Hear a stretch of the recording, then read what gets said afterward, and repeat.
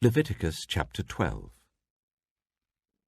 The Lord said to Moses, "Say to the Israelites, a woman who becomes pregnant and gives birth to a son will be ceremonially unclean for 7 days, just as she is unclean during her monthly period. On the 8th day, the boy is to be circumcised. Then the woman must wait 33 days to be purified from her bleeding. She must not touch anything sacred or go to the sanctuary until the days of her purification are over. If she gives birth to a daughter, for 2 weeks the woman will be unclean as during her period. Then she must wait 66 days to be purified from her bleeding. When the days of her purification for a son or daughter are over, she is to bring to the priest at the entrance to the tent of meeting a year-old lamb for a burnt offering, and a young pigeon or a dove for a sin offering. He shall offer them before the Lord to make atonement for her, and then she will be ceremonially clean from her flow of blood. These are the regulations for the woman who gives birth to a boy or a girl. But if she cannot afford a lamb, she is to bring 2 doves or 2 young pigeons, one for a burnt offering and the other for a sin offering. In this way, the priest will make atonement for her, and she will be clean."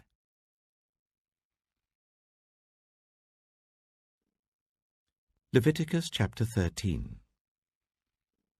The Lord said to Moses and Aaron, "When anyone has a swelling or a rash or a shiny spot on their skin that may be a defiling skin disease, they must be brought to Aaron the priest or to one of his sons who is a priest.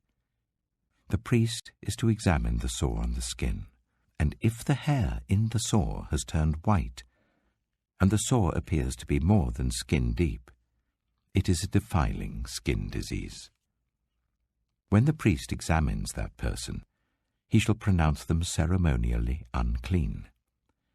If the shiny spot on the skin is white but does not appear to be more than skin deep, and the hair in it has not turned white, the priest is to isolate the affected person for 7 days.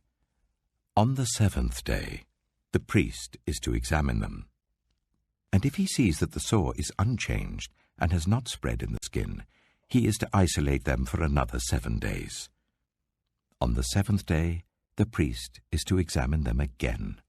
And if the sore has faded and has not spread in the skin, the priest shall pronounce them clean. It is only a rash. They must wash their clothes, and they will be clean. But if the rash does spread in their skin after they have shown themselves to the priest to be pronounced clean, they must appear before the priest again. The priest is to examine that person, and if the rash has spread in the skin, he shall pronounce them unclean. It is a defiling skin disease. When anyone has a defiling skin disease, they must be brought to the priest. The priest is to examine them, and if there is a white swelling in the skin that has turned the hair white, and if there is raw flesh in the swelling, it is a chronic skin disease, and the priest shall pronounce them unclean. He is not to isolate them, because they are already unclean. If the disease breaks out all over their skin, and so far as the priest can see, it covers all the skin of the affected person from head to foot, the priest is to examine them. And if the disease has covered their whole body, he shall pronounce them clean. Since it has all turned white, they are clean. But whenever raw flesh appears on them, they will be unclean. When the priest sees the raw flesh, he shall pronounce them unclean. The raw flesh is unclean. They have a defiling disease. If the raw flesh changes and turns white, they must go to the priest. The priest is to examine them, and if the sores have turned white, the priest shall pronounce the affected person clean. Then they will be clean.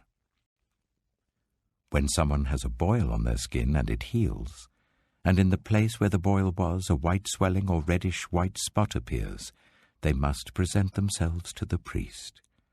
The priest is to examine it, and if it appears to be more than skin deep and the hair in it has turned white, the priest shall pronounce that person unclean. It is a defiling skin disease that has broken out where the boil was.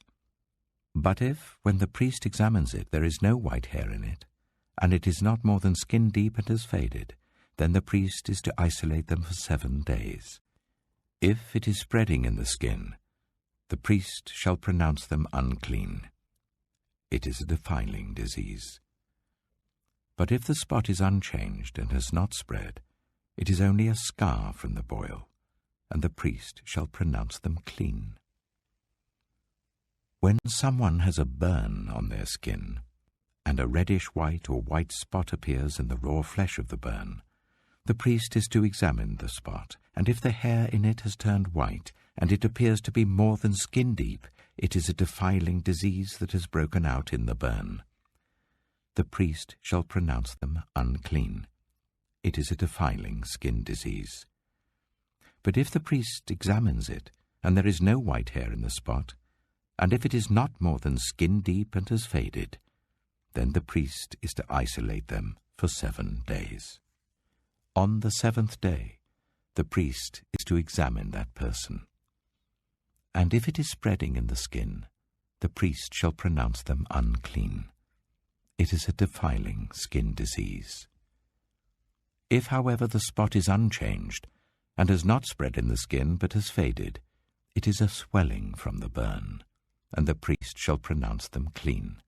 It is only a scar from the burn. If a man or woman has a sore on their head or chin, the priest is to examine the sore, and if it appears to be more than skin deep and the hair in it is yellow and thin, the priest shall pronounce them unclean. It is a defiling skin disease on the head or chin. But if, when the priest examines the sore, it does not seem to be more than skin deep and there is no black hair in it, then the priest is to isolate the affected person for 7 days. On the 7th day, the priest is to examine the sore, and if it has not spread and there is no yellow hair in it, and it does not appear to be more than skin deep, then the man or woman must shave themselves, except for the affected area, and the priest is to keep them isolated another 7 days. On the 7th day, the priest is to examine the sore, and if it has not spread in the skin and appears to be no more than skin deep, the priest shall pronounce them clean. They must wash their clothes, and they will be clean. But if the sore does spread in the skin after they are pronounced clean, the priest is to examine them, and if he finds that the sore has spread in the skin, he does not need to look for yellow hair. They are unclean. If, however, the sore is unchanged so far as the priest can see, and if black hair has grown in it, the affected person is healed. They are clean, and the priest shall pronounce them clean. When a man or woman has white spots on the skin, the priest is to examine them, and if the spots are dull white, it is a harmless rash that has broken out on the skin. They are clean. A man who has lost his hair and is bald is clean. If he has lost his hair from the front of his scalp and has a bald forehead, he is clean. But if he has a reddish-white sore on his bald head or forehead, it is a defiling disease breaking out on his head or forehead. The priest is to examine him, and if the swollen sore on his head or forehead is reddish-white like a defiling skin disease, the man is diseased and is unclean. The priest shall pronounce him unclean because of the sore on his head. Anyone with such a defiling disease must wear torn clothes, let their hair be unkempt, cover the lower part of their face, and cry out, "Unclean, unclean!" As long as they have the disease, they remain unclean. They must live alone. They must live outside the camp. As for any fabric that is spoiled with a defiling mold, any woolen or linen clothing, any woven or knitted material of linen or wool, any leather or anything made of leather, if the affected area in the fabric, the leather, the woven or knitted material, or any leather article is greenish or reddish, it is a defiling mold and must be shown to the priest. The priest is to examine the affected area and isolate the article for 7 days. On the 7th day he is to examine it, and if the mold has spread in the fabric, the woven or knitted material, or the leather, whatever its use, it is a persistent, defiling mold. The article is unclean. He must burn the fabric, the woven or knitted material of wool or linen, or any leather article that has been spoiled, because the defiling mold is persistent. The article must be burned. But if, when the priest examines it, the mold has not spread in the fabric, the woven or knitted material, or the leather article, he shall order that the spoiled article be washed. Then he is to isolate it for another 7 days. After the article has been washed, the priest is to examine it again. And if the mold has not changed its appearance, even though it has not spread, it is unclean. Burn it, no matter which side of the fabric has been spoiled. If, when the priest examines it, the mold has faded after the article has been washed, he is to tear the spoiled part out of the fabric, the leather, or the woven or knitted material. But if it reappears in the fabric, in the woven or knitted material, or in the leather article, it is a spreading mold. Whatever has the mold must be burned. Any fabric, woven or knitted material, or any leather article that has been washed and is rid of the mold, must be washed again. Then it will be clean. These are the regulations concerning defiling molds in woolen or linen clothing, woven or knitted material, or any leather article, for pronouncing them clean or unclean.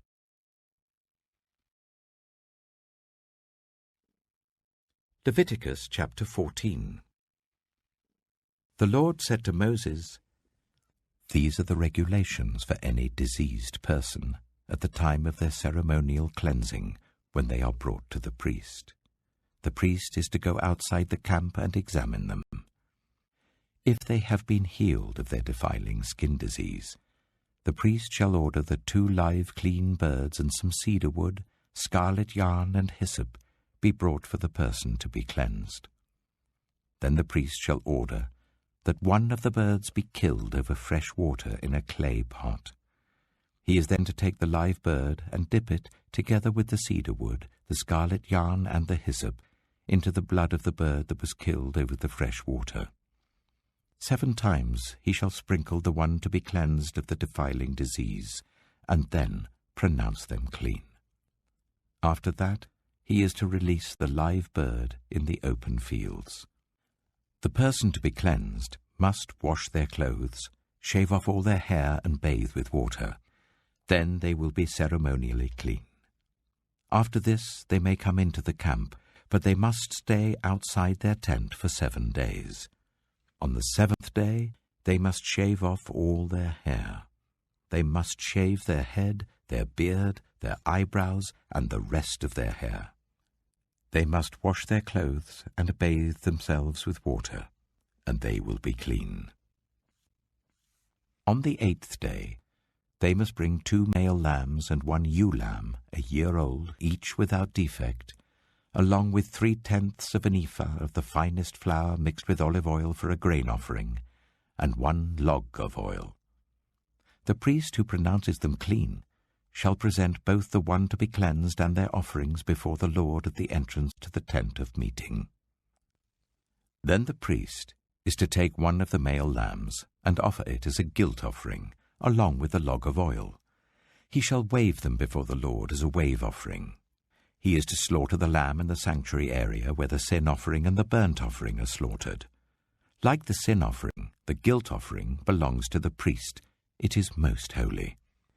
The priest is to take some of the blood of the guilt offering and put it on the lobe of the right ear of the one to be cleansed, on the thumb of their right hand, and on the big toe of their right foot.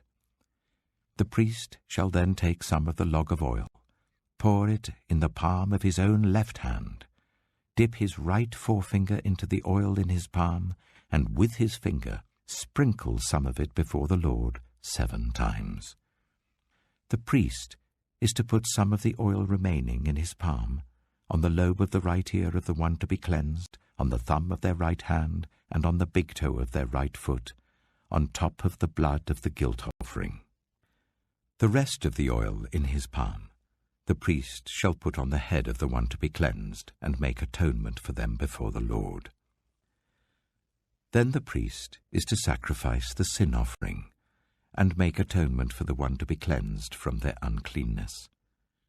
After that, the priest shall slaughter the burnt offering, and offer it on the altar, together with the grain offering, and make atonement for them, and they will be clean. If, however, they are poor, and cannot afford these, they must take 1 male lamb as a guilt offering, to be waved to make atonement for them, together with 1/10 of an ephah of the finest flour mixed with olive oil for a grain offering, a log of oil, and 2 doves or 2 young pigeons, such as they can afford, one for a sin offering and the other for a burnt offering. On the 8th day they must bring them for their cleansing to the priest at the entrance to the tent of meeting before the Lord. The priest is to take the lamb for the guilt offering together with the log of oil, and wave them before the Lord as a wave offering. He shall slaughter the lamb for the guilt offering, and take some of its blood and put it on the lobe of the right ear of the one to be cleansed, on the thumb of their right hand, and on the big toe of their right foot. The priest is to pour some of the oil into the palm of his own left hand, and with his right forefinger sprinkle some of the oil from his palm 7 times before the Lord. Some of the oil in his palm he is to put on the same places he put the blood of the guilt offering, on the lobe of the right ear of the one to be cleansed, on the thumb of their right hand, and on the big toe of their right foot.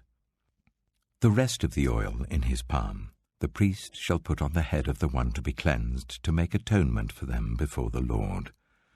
Then he shall sacrifice the doves or the young pigeons, such as the person can afford, one as a sin offering and the other as a burnt offering, together with the grain offering. In this way the priest will make atonement before the Lord on behalf of the one to be cleansed.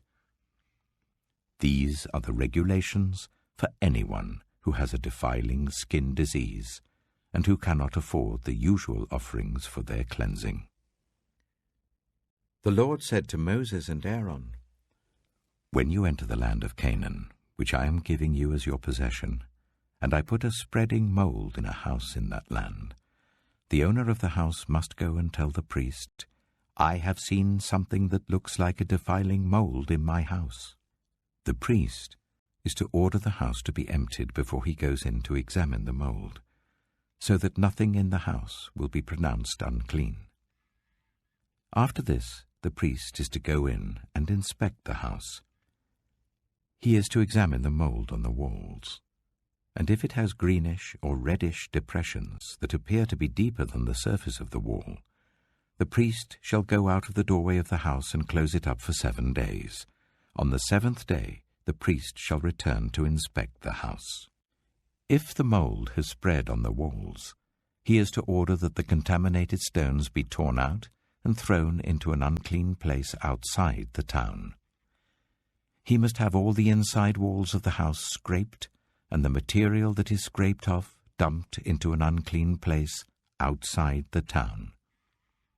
Then they are to take other stones to replace these, and to take new clay and plaster the house.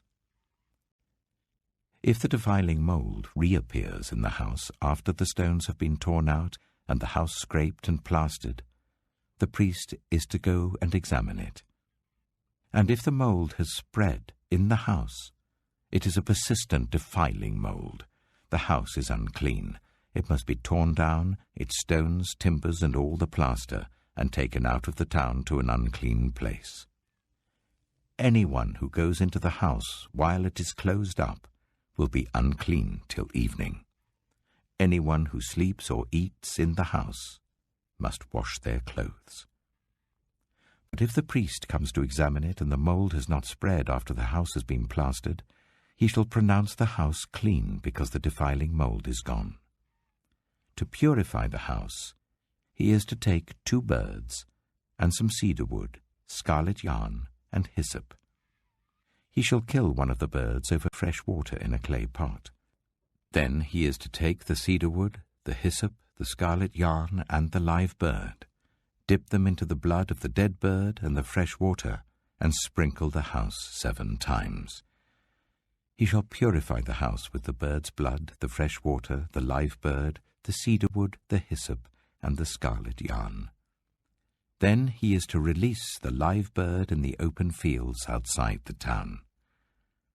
In this way he will make atonement for the house, and it will be clean.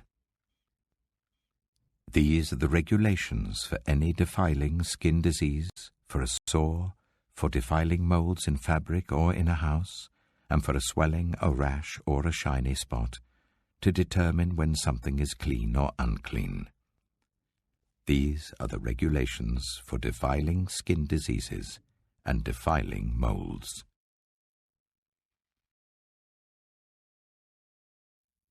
The Gospel according to Mark. Mark chapter 1. The beginning of the good news about Jesus the Messiah, the Son of God. As it is written in Isaiah the prophet, "I will send a messenger ahead of you who will prepare your way. A voice of one calling in the wilderness, prepare the way for the Lord, make straight paths for him." And so John the Baptist appeared in the wilderness, preaching a baptism of repentance for the forgiveness of sins. The whole Judean countryside and all the people of Jerusalem went out to him.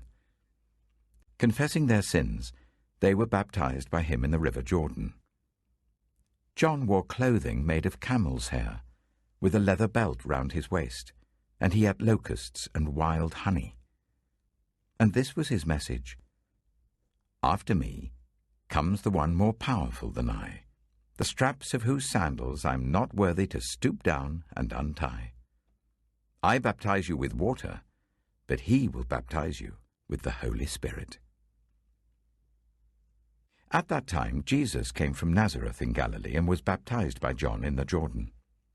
Just as Jesus was coming up out of the water, he saw heaven being torn open and the Spirit descending on him like a dove.